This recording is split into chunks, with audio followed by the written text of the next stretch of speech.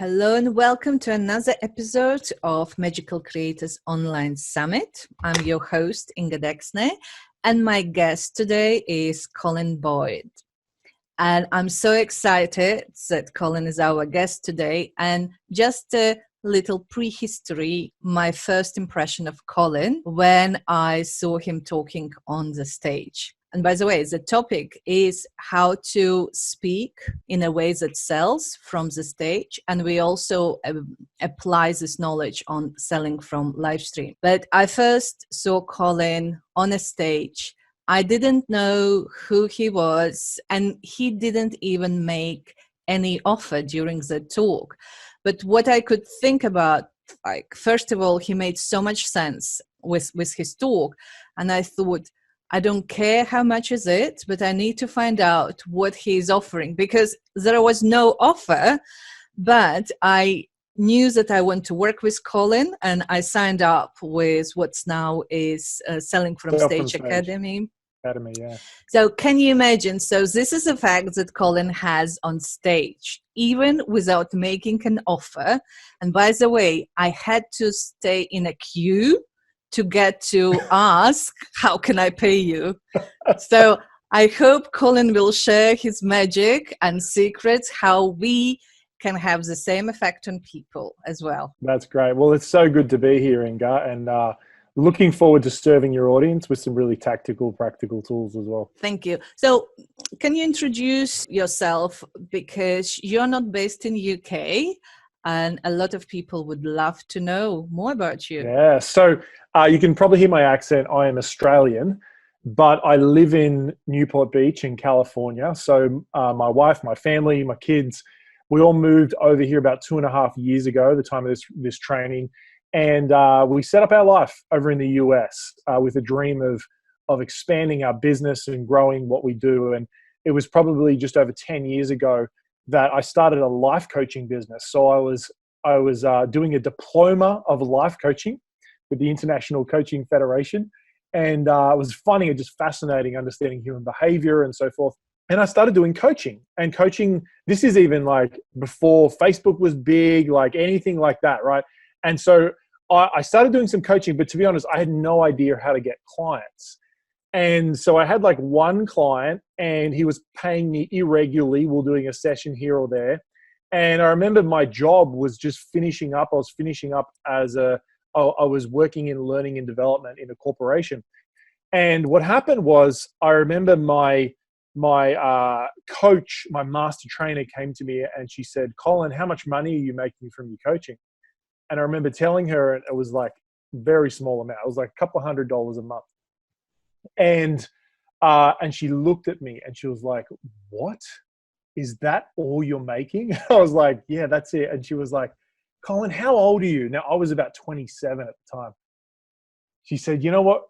You want to have kids, don't you?" And I was like, "Yeah, I really do." And she goes, "You know what? You're going to be 30 years old and you'll have kids probably by then. But what will they have to look up to? Nothing. You know what? You're a schmuck. That's what you are. You're a dead set schmuck."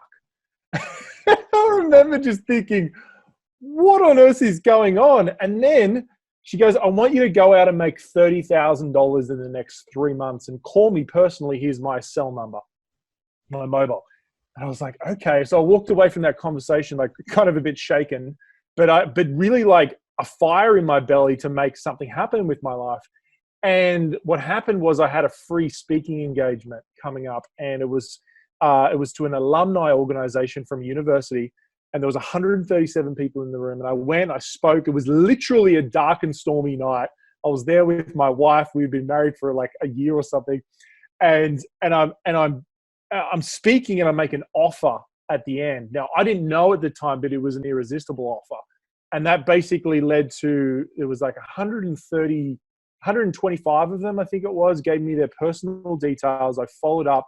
I ended up filling my coaching practice from that one speaking engagement, and then landing some big corporate gigs. And then I became a corporate speaker and been doing that for over a decade and so forth. But that was like kind of my baptism by fire into the coaching and speaking world.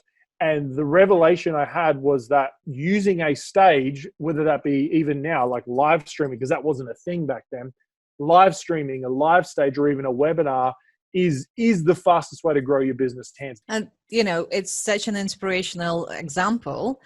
And now it seems like it's even easier because, as you mentioned, it can be a webinar. It can be like a simple live stream that costs us nothing and the world is our stage. But I know that there are people who, they maybe overcome this fear of doing live stream, but then they don't know how to craft their talk in order to make an irresistible offer. Absolutely. So what's fascinating in this expert industry, because it's one of the fastest growing industries in the world. I think it's in like top 5 industries in the world.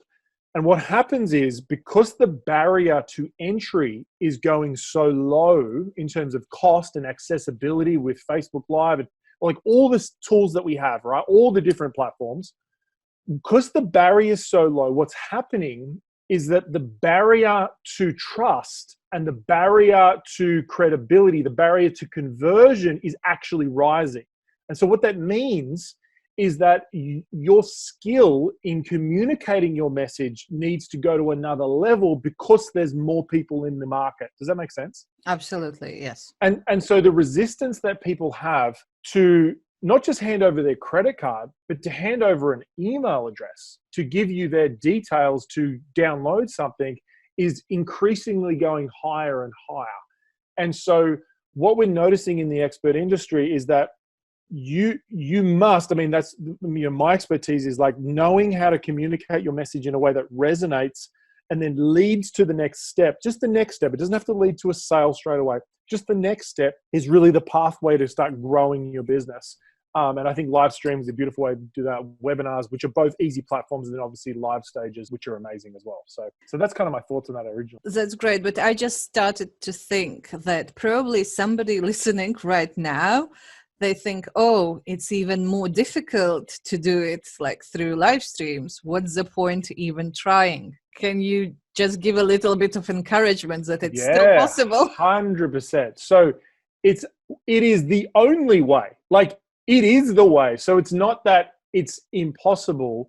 What it is that I think modeling stuff that like you do, Inga, modeling stuff that I do, modeling stuff that other people do who are experts in their field around a specific area is the fastest way to do that. Because there's always a fast way and a slow way. The slow way is you try to work it out yourself.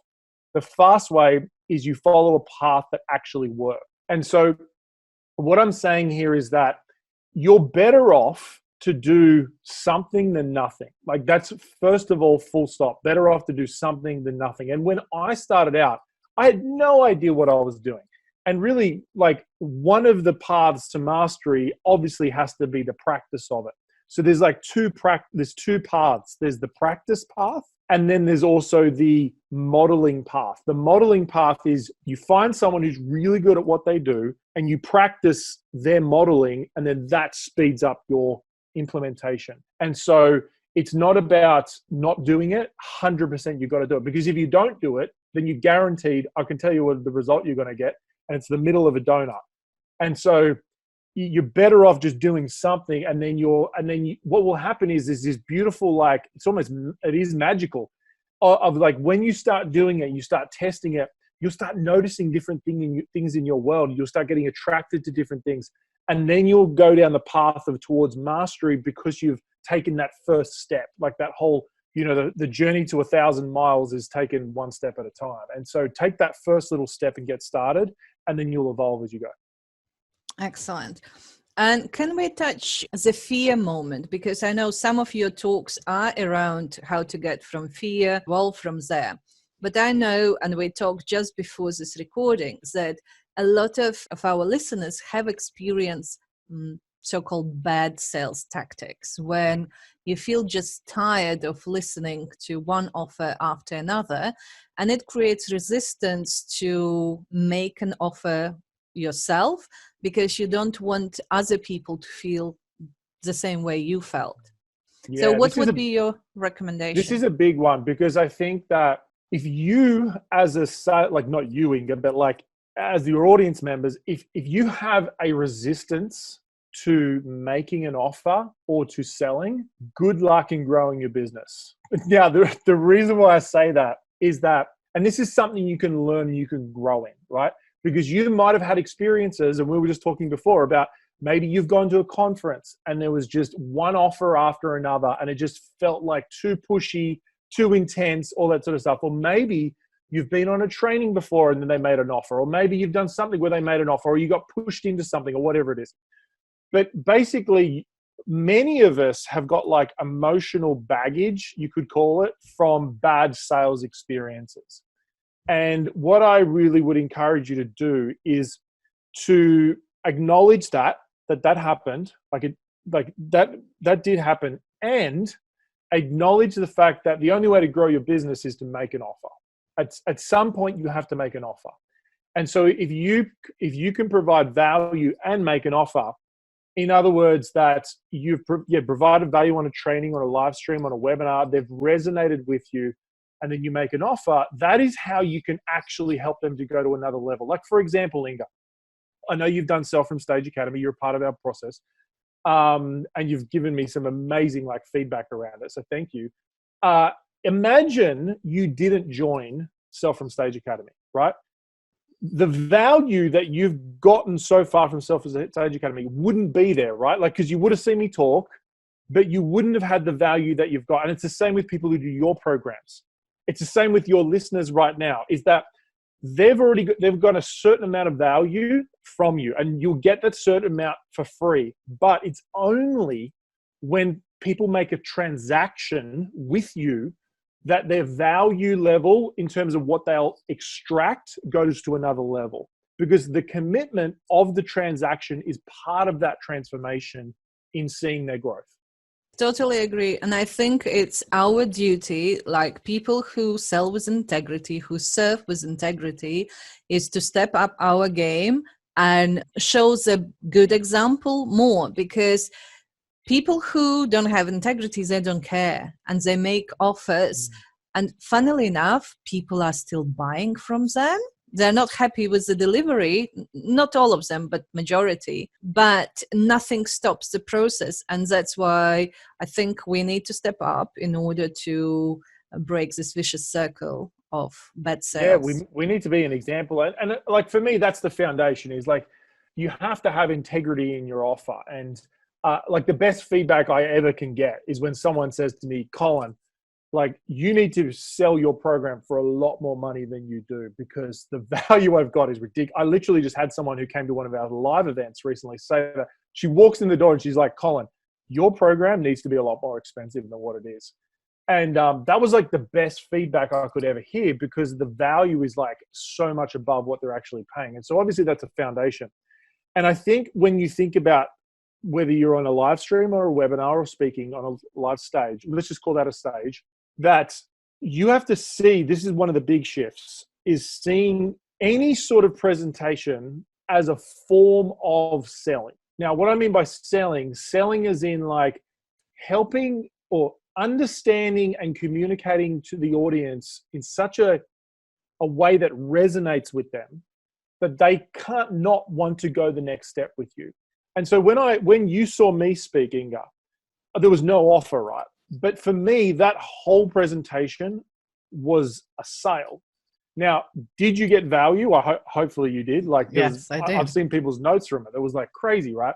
Amazing value. And what it did was it led to you and a lot of other people in the audience wanting to take the next step with me.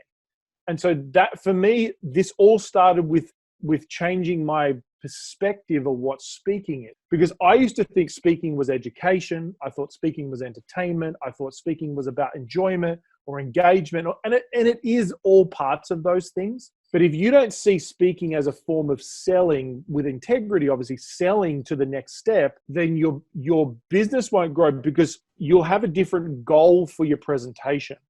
And so you have to have the goal for your presentation to take the next step. And think of it almost like, like Hansel and Gretel, when they let out the breadcrumbs. And it's like, you got to kind of leave the little breadcrumbs. Now, and I've got to say this, in an hour presentation, like, you can sell a $2,000 to $5,000 program quite easily. So the breadcrumb can be quite big. But if you're doing a Facebook Live or something like that, maybe you do an opt-in or something like that, like a next step opt-in, and it's like the next breadcrumb. And someone can easily take that next step, and you can build your list and then eventually build your business. So basically, whenever we speak, it should be with an idea that we make an offer. And that offer doesn't need to be 10K program, any type of next step action. Yes, I love that. And even framing it as that, hey, the next steps from here was, if you've resonated with what we talked about, the next step would be to just download this thing. It will give you this. And so go to this website address. You can grab it there. I trust it's going to be super helpful. Hey, thanks for your time. And so something where you share some content and then you just give them the next steps. I think if you don't give them the next steps on a lot of your videos, it doesn't have to be on all of your videos or all your presentations, but if you don't at least give them next steps on a lot of them, you're actually doing them a disservice because you're not showing them how they can see more transformation in the expertise that you've got. Okay. I have a question that wants to be answered. How do you usually prepare for your talk, or how do you decide what you're going to talk in your live streams? So it depends on what I do. Like if are we putting it in the context of a live stream, like a launch or a presentation? Like what context do you want me to answer it in? In between launch. So when there is nothing major you want to sell, but you want it to be with the next step. Yeah. So for me, I would look at a few things. So I would look at either some content that is going to kind of agitate the audience a bit. So what I mean by that, I might do like a belief reversal or something like that. Like maybe I take a commonly held belief and then I turn it on its head. So create some kind of tension with the audience. And then I'll get them to take a next step of downloading a guide that can help them to do that. So for example, one of them might be that, one misheld belief is that you have to be confident to speak on stage, right? And then I could tell a story about why that's not true, and then kind of engage with them. And so, but for me, that concept of why you don't have to be confident to speak on stage is actually a core premise of someone joining my program. Because if they think they need to be confident before they get on stage, they won't join my program. But it's not true, because even the greatest speakers in the world still feel nervous getting on stage. So it's just not true. And so what I like to do is in between launches, I'm thinking about what are the beliefs that I would like to dismantle and what are the beliefs that I would like to reinforce, so that if they watch a couple of my videos or a couple of my podcasts or whatever it is, that when it gets time to open cart, that their mind is already preset. Robert Cialdini, who wrote the book Influence, he just wrote a new book called Persuasion, and he talks about you are persuaded to a certain thinking pattern. And so the persuasion is this Facebook living, because once you persuade someone, it's like you marinate their mind so that they can make a decision with less limiting beliefs and wrong beliefs about the topic that you're talking about. That's beautiful. So basically, I think you just highlighted the importance of being consistent with your live streaming in between the launch, and especially I think it's easier to practice when you don't need to sell everything by tomorrow, for instance. 100%. 100%. And I mean, there's so many benefits to just consistent live streaming, and it's building your audiences. So doing it from your actual Facebook like page, so that you can build your audiences, and then you've got better warm traffic if you're on ads, and like there's so many extra benefits. Plus the more time they spend with you, the more they will more easily say yes to your offer. And so because we're in this internet age of like, you need to build that know, like, trust factor. And the more time someone's going to spend with you, the more money they'll usually spend with you. That's why as well, there's all different other platforms that as well could just help to add more layers to that as well. But I think doing live streaming is such a great, it's easy, it's free. You can, anyone can do it. And what I like about it is they see you. So I like that it involves visual, also auditory, and then you can push feelings through the video almost. So it's visual, auditory, and kinesthetic. And so it's this full experience that people have with you, and it's just so accessible for everyone. Do you have any tips on how to structure either your live stream talk or your stage talk? Like, what would be main elements to look at? Yeah. So for me, like, they are different. Like, if I'm looking at a live stream, structure wise, I'm thinking, what's my hook when I first get in there? So like, what's the big question or the thing I want to lead with that would make someone want to listen to the end? I'll usually go into some sort of story. I talk a lot about signature stories and signature stories that sell. So in other words, telling a story that basically imparts an idea so that people will be more ready to buy your program when it comes out. Start with a hook, share a signature story, maybe share one tool or one little practical tip that they can do. And then I would usually lead to an offer. And the offer in a live stream usually would be, hey, go listen to this podcast or go download this thing or whatever. What about the stage? And then we will like wrap up our conversation. Yeah. So do we have the next 4 hours available to talk about the stage? So essentially there are 4 things you have to do on a stage. You have to touch their hearts. Right at the start, you got to touch their hearts. And that's by sharing your story, showing that you understand them and you get them, right? That's the introduction. The next part of you have to shift their mind. Shifting their minds as you share ideas that challenge their thinking, but also impart the ideas that are going to help them to move forward in the vehicle that you're offering or the offer you're going to make. So shifting their minds. The third one is equip their hands. Now, when you're speaking to sell, you're not going to do much equipping of hands. Like, it's a little bit of practical stuff, not too much. The biggest mistake people make is they give too much practical knowledge in their webinars, and then the people are overwhelmed. And so you just do a little bit of practical, not much. And then the final bit is moving their feet. And that is your offer, transitioning to the offer. So for me, it's those 4 elements. It's touching their hearts, it's shifting their thinking, it's equipping their hands a little bit, not too much because you don't want to overwhelm them, and then moving their feet into the offer. That's basically the structure. And this is what you did at that talk when I heard you. But this is an aha moment for me. And I think a lot of people who are spiritual and intuitive entrepreneurs, they have this tendency of overgiving. Yes. And I've done it so many times. So true. I've done it so many times. Inga, it's kind of like this. Like, one of the biggest rules with like a good sales conversation is, as soon as you start getting into advice mode and coaching mode in a sales conversation, you've pretty much lost the sale. And so it's the same with a presentation, same with a Facebook Live, more from the sense of it's that when you give too much, because you have the right intention, and I have that intention as well, like I want to help them, but the problem is that when you give too much, it saturates them, and then they're overwhelmed, then they can't make a clear decision.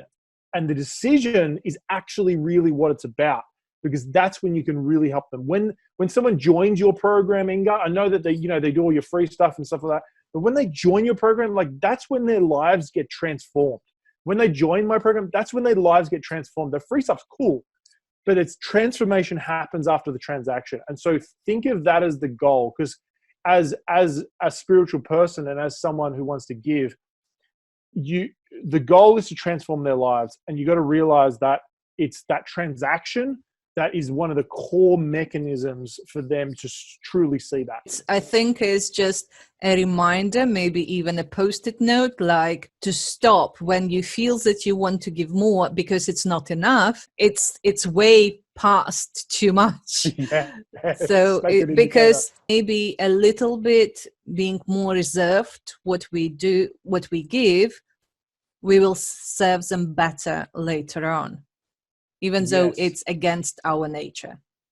Yeah, it feels a little bit odd at the start. Well, for me, it's about being strategic. And one of the things I always love to share is that make your presentation about helping them to make a decision. And so all of the content should lead to them making a decision of whether the vehicle that you're offering is the right vehicle for them.